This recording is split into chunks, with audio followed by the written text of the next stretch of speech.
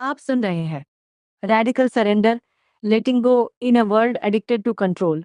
लेखिका Anna Lembke. जीवन की इस अनवरत दौड़ में जहां हर पल हम कुछ न कुछ पाने, हासिल करने और नियंत्रित करने की होड़ में लगे रहते हैं, वहीं एक आवाज हमें बताती है कि शायद असली जीत इस दौड़ को रोक देने में है। ये आवाज है डॉक्टर अन्ना लेम्के की, जो स्टैनफोर्ड यूनिवर्सिटी में मनोचिकित्सा की प्रोफेसर और एडिक्शन मेडिसिन की प्रमुख हैं। अपनी बेहद चर्चित किताब डोपामाइन नेशन के बाद वह अपनी नवीनतम पुस्तक रेडिकल सरेंडर यानी मूलभूत समर्पण के साथ हमारे सामने एक ऐसा विचार लेकर आई हैं जो हमारी आधुनिक जीवन शैली के बिल्कुल विपरीत लगता है। वह कहती हैं, हम एक ऐसी दुनिया में जी रहे हैं जो नियंत्रण की आदी है, जहां हर चीज को अपने हिसाब से ढालने की कोशिश की जाती है। लेकिन इसी नियंत्रण के अत्यधिक प्रयास ने हमें एक नए तरह के संकट में डाल दिया है, और इस संकट से बाहर निकलने का एक ही रास्ता है, समर्पण करना। ये कोई हार या कमजोरी नहीं है, बल्कि यह एक क्रांतिकारी मूलभूत समर्पण है।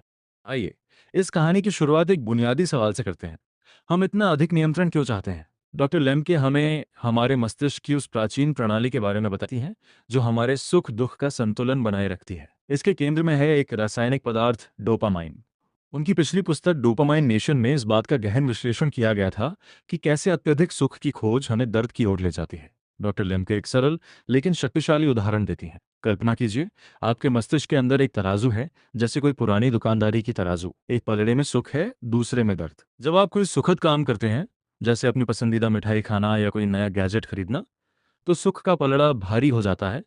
लेकिन फिर संतुलन बनाने के लिए प्रकृति दर्द का पलड़ा भी उतना ही भारी कर देती है। समस्या तब होती है जब हम बार बार उसी मिठाई या गैजेट की ओर भागते हैं। थोड़ी देर में हमें फिर से उतनी ही खुशी पाने के लिए उससे भी अधिक तीव्र सुख की जरूरत पड़ने लगती है। यही वह बिंदु है जहां सुख की खोज दर्द में बदलने लगती है।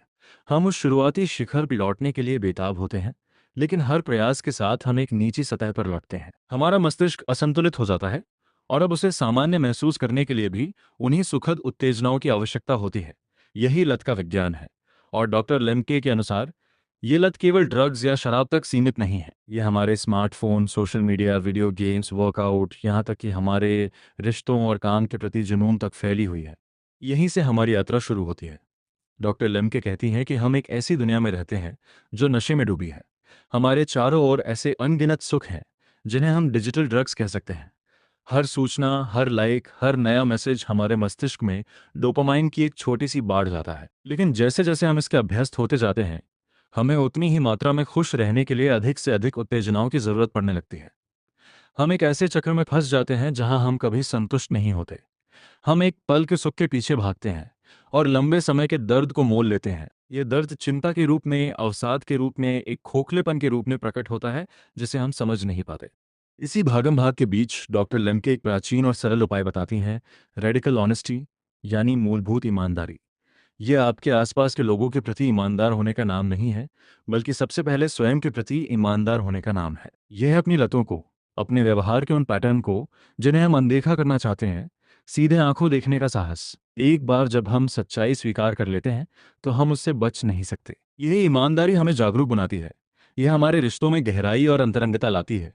और सबसे महत्वपूर्ण बात, यह हमें अपने लिए एक ईमानदार आत्मकथा लिखने में मदद करती है। जब हम खुद को और अपने कर्मों को बिना किसी बहाने के देखते हैं, तभी हम बदलाव की दिशा में पहला कदम उठा पाते हैं।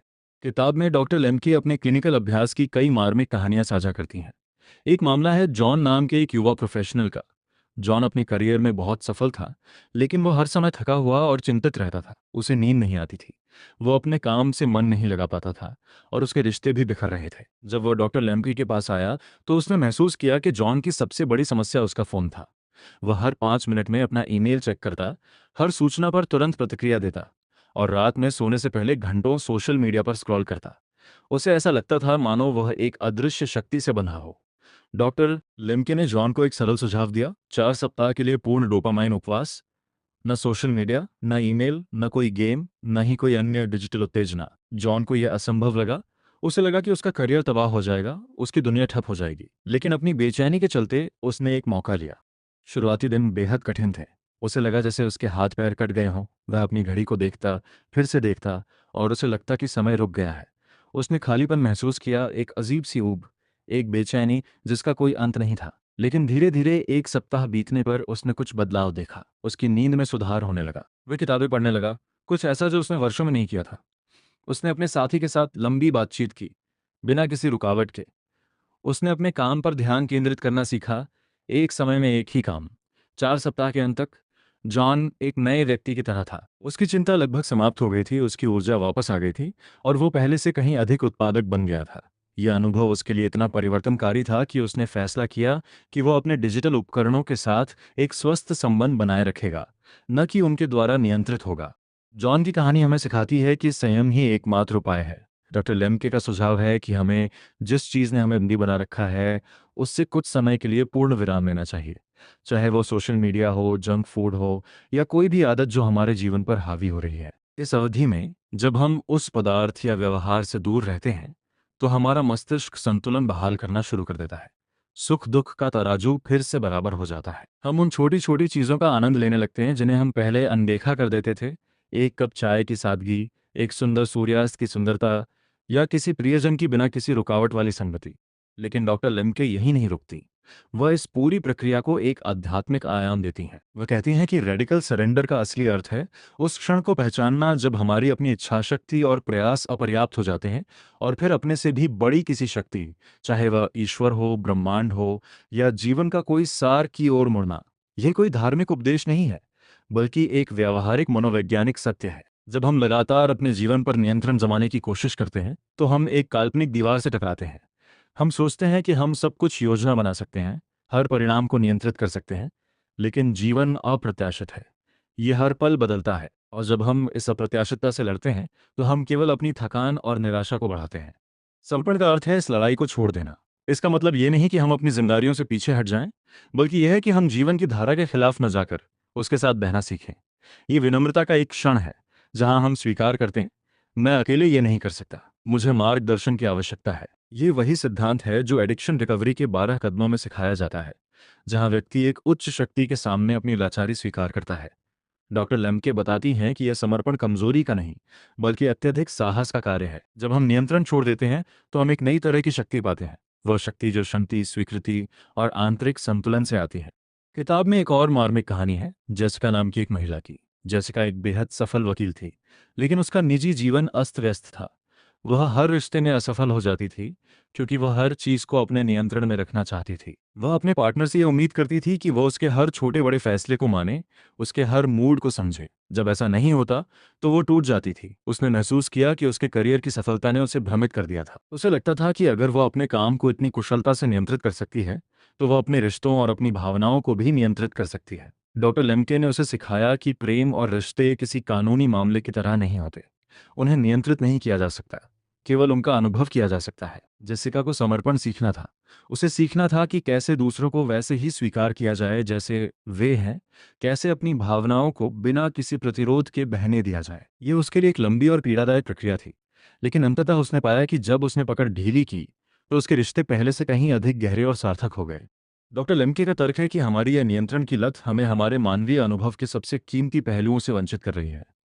जब हम अपने स्मार्टफोन को हजारों बार चेक करते हैं, तो हम वास्तविक जीवन के उन पलों को खो रहे होते हैं जो हमारे सामने घटित हो रहे होते हैं। जब हम सोशल मीडिया पर अपने जीवन का एक सही चित्र प्रस्तुत करने का प्रयास करते हैं, तो हम अपनी अपूर्णताओं और कमजोरियों को छिपा रहे होते हैं, जो वास्तव में हमें मानव बनाती हैं। जब हम हर दुख और असुविधा से बचने की कोशिश करते हैं, तो हम उन अवसरों को खो देते हैं जो हमें बढ़ने, सीखने और अधिक लचीला बनने का मौका देते हैं। तो हम इस समर्पण का अभ्यास कैसे करें? डॉक्टर लेम्के कुछ व्यावहारिक कदम बताती हैं। पहला कदम है पॉज करना। जब भी आपको लगे कि आप किसी चीज पर नियंत्रण पाने के लिए बेचैन हो रहे हैं, तो एक गहरी सांस लें और रुक जाएं। अपने आप से पूछें, क्या मैं वास्तव में इस स्थिति को नियंत्रित कर सकता हूँ? क्या मेरा यह प्रयास मुझे शांति दे रहा है या और अधिक तनाव? दूसरा कदम है स्वीकारोक्ति। अपनी कमजोरियों और सीमाओं को स्वीकार करें। किसी भरोसेमंद व्यक्ति से अपनी चिंताओं और असफलताओं के बारे में बात करें। ये ईमानदारी एक अद्भुत मुक्ति लाती है। तीसरा कदम है विश्वास। जीवन की प्रक्रिया पर अपने से बड़ी किसी शक्ति पर विश्वास रखें। यह आवश्यक नहीं कि वह ईश्वर हो, यह ब्रह्मांड का सामंजस्य हो सकता है, प्रकृति की शक्ति हो सकती है, या सिर्फ यह विश्वास कि अंततः सब ठीक हो जाएगा। चौथा कदम है कार्रवाई।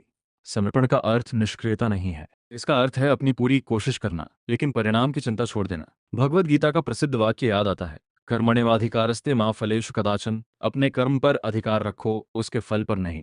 रेडिकल सरेंडर का एक और महत्वपूर्ण पहलू है प्रोसोशल शेम यानी सामाजिक लज्जा। डॉक्टर लेमके बताती हैं कि लज्जा की भावना जब विनाशकारी न होकर रचनात्मक हो तो हमें समुदाय से जोड़ने का काम करती है। जब हम कोई गलती करते हैं और उसे स्वीकार करते हैं तो हम दूसरों को यह संदेश देते हैं कि हम इंसान हैं, अपूर्ण हैं।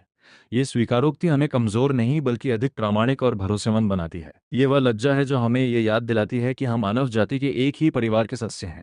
किताब के अंत में डॉक्टर लेमके इस पूरी यात्रा को एक नए दृष्टिकोण से देखने का आग्रह करती हैं। वो कहती हैं कि हम अक्सर ये भूल जाते हैं कि जीवन का असली सौंदर्य उसकी अनिश्चितता में छिपा है। यदि सब कुछ हमारे नियंत्रण में होता तो जीवन एक नीरस उबाऊ खेल बनकर रह जाता।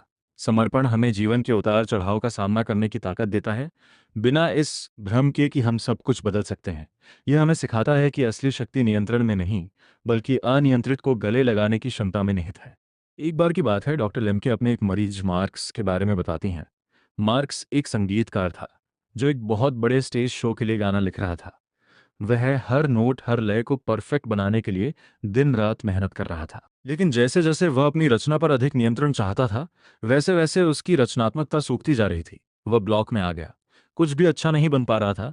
तब डॉक्टर लेमके ने उसे सुझाव दिया कि वह कुछ दिनों के लिए संगीत को पूरी तरह से भूल जाए और बस प्रकृति में समय बिताए। मार्कस ने ऐसा ही किया। वह एक पहाड़ी पर चला गया, बिना किसी योजना के। वह घास पर लेटा, बादलों को उड़ते देखा, पक्षियों को गाते सुना। उसने महसूस किया कि प्रकृति में हर चीज एक निश्चित लय में बह रही थी, बिना किसी प्रयास के। जब वह वापस लौटा तो उसने पाया कि वह गाना जो वह लिखना चाहता था मानो उसके भीतर से स्वतः ही बह रहा था। उसने महसूस किया कि रचनात्मकता को नियंत्रित नहीं किया जा सकता, केवल उसके साथ सहयोग किया जा सकता है। यह समर्पण का ही चमत्कार था। डॉक्टर लेमके की यह पुस्तक केवल एक मनोवैज्ञानिक मार्गदर्शिका ही है, यह एक आध्यात्मिक आमंत्रण है। ये हमें उस पवित्र सत्य की याद दिलाती है जिसे हम अपने व्यस्त जीवन में भूल गए हैं, कि हम इस ब्रह्मांड के एक छोटे से हिस्से हैं, न कि इसके केंद्र। जब हम अपने अहंकार को, अपने नियंत्रण के भ्रम को एक तरफ रख देते हैं तो हम एक विशाल, रहस्यमयी और सुंदर दुनिया के दरवाजे खोलते हैं। यह समर्पण हमें न केवल लतों से मुक्त करता है बल्कि हमें जीवन के प्रति एक नई कृतज्ञता, एक नई विनम्रता और एक गहरी शांति प्रदान करता है। इसलिए इस कहानी का नैतिक यह है कि अगली बार जब आप महसूस करें कि आप अपने जीवन पर नियंत्रण खो रहे हैं तो घबराएं नहीं। ये एक संकेत हो सकता है कि आप सही रास्ते पर हैं। क्योंकि कभी कभी सबसे बहादुर काम जो हम कर सकते हैं वो है हार मान लेना, समर्पण कर देना। ये कोई अंत नहीं है बल्कि एक नई शुरुआत है। यह रेडिकल सरेंडर का सार, एक ऐसा साहस जो हमें नियंत्रण की जंजीरों से आज़ाद कराकर वास्तविक स्वतंत्रता के आकाश में उड़ान भरने का मौका देता है। और शायद इसी उड़ान में हमें वो शांति मिलती है जिसकी हम सदियों से तलाश कर रहे हैं। ऐसी ही दिल को छू लेने वाली किताबों से जुड़ने के लिए हमारे चैनल को सब्सक्राइब करें, क्योंकि अच्छी किताबें दिल ही नहीं, रूह तक उतर जाती हैं। धन्यवाद।